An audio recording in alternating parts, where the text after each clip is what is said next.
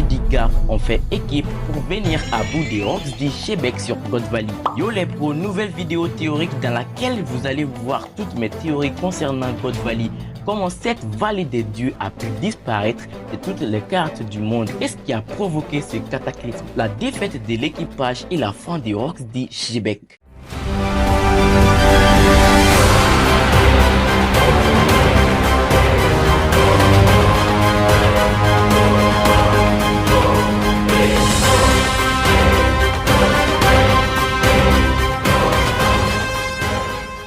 Il y a 38 ans, God Valley était le lieu où s'est déroulée la compétition trisannuelle de la chasse à l'autochtone. La population locale et certains esclaves devaient être chassés à des fins diversives par les dragons célestes. Sainte Garling Figarland, l'actuel commandant suprême des chevaliers divins. Ce sont ces chevaliers qui sont un peu comme la loi chez les dragons célestes. L'exemple parfait est Sainte Don Quichotte Misosgard qui fut pendu parce qu'il a aidé des raclures selon Garling en frappant San Carlos qui tentait de s'en prendre à Shiraoshi. Pour vous faciliter la lecture de cette vidéo, vous pouvez voir que j'ai créé des chapitres, notamment 3.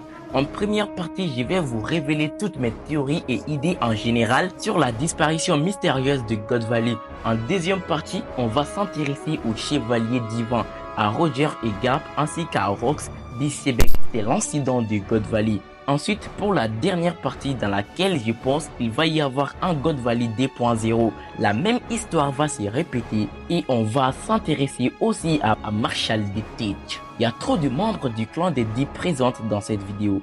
On commence avec la première partie, comment God Valley a pu disparaître des radars de cartes du monde entier. Eh bien, je pense que les Gorosei y est pour quelque chose. Leur manie à supprimer toute chose entravant leurs idéaux est susceptible à révéler au monde leur vrai visage. Peut-être que Sainte Saturne est à l'origine de la disparition mystérieuse de God Valley suite à la toute première utilisation de Mother Flame. Les gars, soyez pas étonnés, j'ai des tas d'idées chelous comme ça. On va maintenant s'intéresser au changement climatique dans One Piece, l'engloutissement des îles. Je me suis référé à un mythe, l'Atlantide. On dit que l'Atlantide est une île mythique de la taille d'un continent qui aurait été attribuée au dieu de la mer, Poséidon, lors du partage du monde et qui aurait disparu brutalement lors d'un cataclysme. Il y a eu un partage du monde et dans One Piece, plus précisément au chapitre 1115, j'ai traduit le titre par le partage du monde vu que, comme l'explique Vegapunk, l'ancien monde se trouve sous la mer, au fin fond de l'océan. Et il est dit qu'autrefois, il y avait des grands continents qui peuplaient le monde. Et comme il le mentionne, à cause d'une montée d'eau de plus de 200 mètres, l'ancien monde fut englouti, laissant derrière lui des fragments continentaux, ou plus précisément des îles. C'est là qu'est né le monde actuel de One Piece, qui, je vous le rappelle, est divisé en 5 océans, 2 mers et ne contient comme terre émergée que des îles réparties dans les 5 océans et une chaîne montagneuse faisant le tour du globe. En revenant à l'Atlantide, vous verrez que cette île continent fut engloutie lors d'un cataclysme. Le cataclysme sur God Valley est l'incident de God Valley qui, lors des combats acharnés, a provoqué une montée de la mer. Oda semble ces derniers temps inclure la montée des océans dans son manga. Pourrait-il qu'il veut éveiller le plus tôt possible des armes antiques? Seul l'avenir nous le dira. Des îles englouties par la mer dans notre monde, il y en a. 5 îles des Salomon dans le Pacifique ont disparu en raison de la montée des eaux et de l'érosion côtière. Les océans montent à un rythme inédit depuis 28 siècles. Entre 1900 et 2000, les océans et les mers ont fait une montée de 14 cm. J'aimerais revenir sur le point avec le gouvernement mondial ou plus précisément sa plus haute instance, les Gorosei. On sait que les Gorosei et Im cherchent par tous les moyens à effacer de l'histoire n'importe quel fragment du siècle oublié. Toutes les recherches sur ce siècle est considéré comme un crime très grave. Le déchiffrement des poneglyphes constitue une mise à mort inévitable depuis la promulgation d'une loi d'il y a 800 ans. Donc enfreindre cette loi revient à signer son arrêt de mort. Clover le savait bien et il en a fait les frais. Depuis qu'on a appris que le gouvernement mondial comptait parmi eux une entité du nom de Im, nombreuses sont les théories qui portent sur le sujet. Son visage, ses capacités, rien ne nous a été dévoilé par l'auteur, qui amène la communauté à se poser des tas de questions. Qui est Im? Pourquoi elle reste toujours timbrée dans l'ordre? Eh bien, en revenant à God Valley, on sait bien que dans l'équipage des Rocks, comme nous le dit Sengoku, les Rocks se tuent et se battent mutuellement entre eux. Charlotte Linlin affirme qu'elle ne fait pas confiance à Rox lui-même. Donc, raison qui me pousse à penser qu'après la mort du plus fort des pirates, ses compagnons se sont fait la malle. Donc, il ne reste plus que Garp et Roger sur cette île.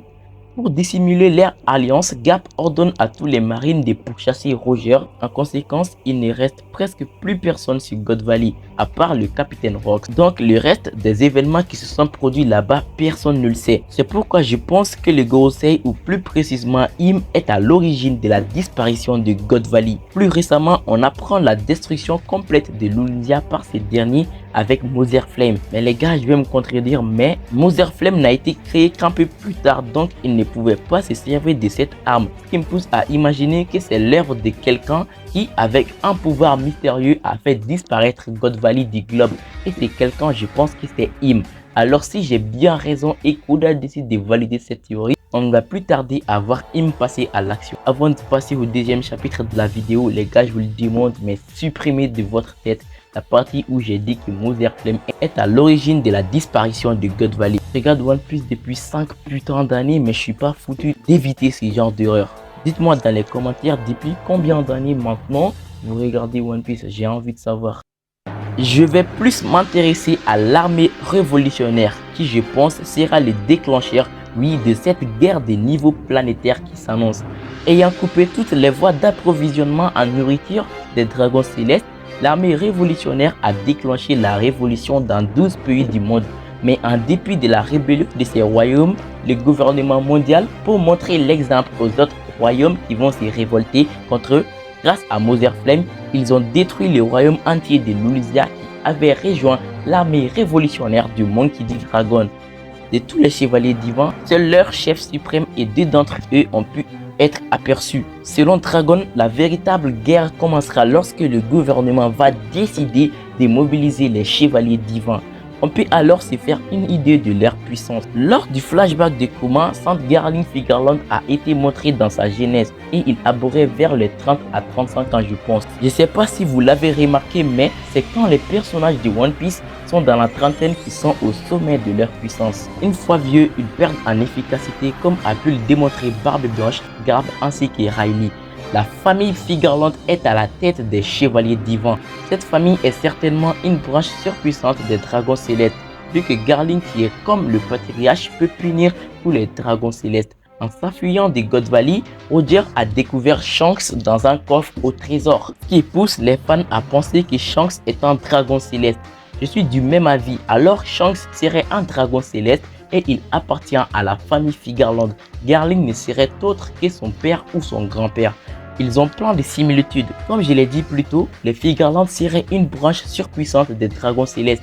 La puissance de ses membres serait alors époustouflante. Donc la puissance de Shanks serait alors génétique dans sa famille. Je vous conseille d'aller regarder cette vidéo du Mont Corvo qui met plus en valeur cette théorie et qui explique bien des choses sur Shanks et ses origines du dragon céleste. Donc, quel est le rôle que va jouer les chevaliers divins lorsque la guerre finale débutera? Comme le mentionne Dragon, c'est seulement lorsque les chevaliers divins passeront à l'action que la vraie guerre va débuter. Cela démontre que les chevaliers divins sont les plus forts du gouvernement en plus des Kong et des amiraux de la marine. Ils seraient alors un atout majeur pour le gouvernement lors de cette guerre à échelle planétaire. Rox s'est battu contre Garp et Roger sur God Valley. On ignore tout sur ce combat, mais c'est après ce dernier que la renommée de Garp en tant qu'héros de la marine lui a été attribuée. Se voyant proposer de nombreuses fois le titre d'amiral, il refusait toutes ses offres, préférant être vice-amiral qu'amiral, qui implique d'être sur ordre direct des dragons célestes. Pour revenir à l'incident de God Valley qui a marqué le monde, puisque Rox d'Ishebek périt avec cette île, débarrassant ainsi le monde d'un tyran. Dans l'équipage des Rox, ils s'entretuaient guettant la première occasion pour faire un massacre. Raison pour laquelle je disais plus tôt qu'après la défaite de Rox, ses compagnons se sont fait la malle, les laissant à son sort. On va revenir sur le flashback de Kuma. La chasse aux indigènes ayant commencé, Garling tua le roi de cette île riche en ressources naturelles. Ivankov motive des personnes à les suivre pour s'échapper de l'île en les raisonnant, puisque les dragons célestes les avaient dit que s'ils parvenaient à tenir 3 semaines, ils seront libérés. Comme on le sait, c'est un mensonge.